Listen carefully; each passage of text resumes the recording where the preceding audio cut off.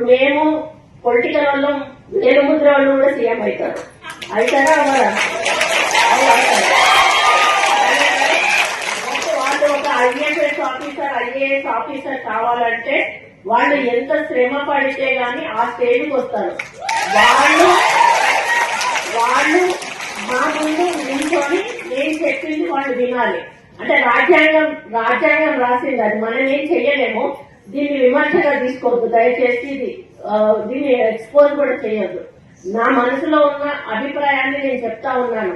మాకు చదువు రాదు, మాకు సబ్జెక్ట్ తెలియదు, ఇష్టం ఉన్నట్టుగా వాళ్ళు ఏదైనా చేస్తే ఇష్టం ఉన్నట్టుగా తిట్టేస్తాం, మీరు ఏ పని చేయలేదు.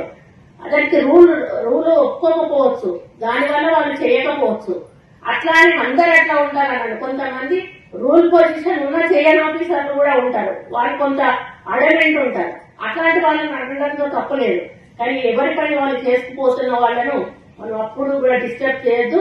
మనం రూల్స్ ప్రకారం వెళ్ళాలి అని చెప్పి మరి ఎప్పుడు కూడా నేను సపోర్ట్ చేస్తాను. ఎందుకంటే మా నాన్న ఇంజనీర్ గా ఉన్నప్పుడు ఎంతో మంది కాంట్రాక్టర్స్ వచ్చి మా నాన్నని బిల్లు చేయకపోతే రోడ్డు బిల్లు తిట్టిన సందర్భాలు మేము కళ్ళారా చూసాం. కాబట్టి వాళ్ళ బాధ ఎట్లుంటుందో మాకు అర్థమవుతుంది. కాబట్టి నేను ఆఫీసర్స్ అంటే చాలా రెస్పెక్ట్ ఇస్తాను.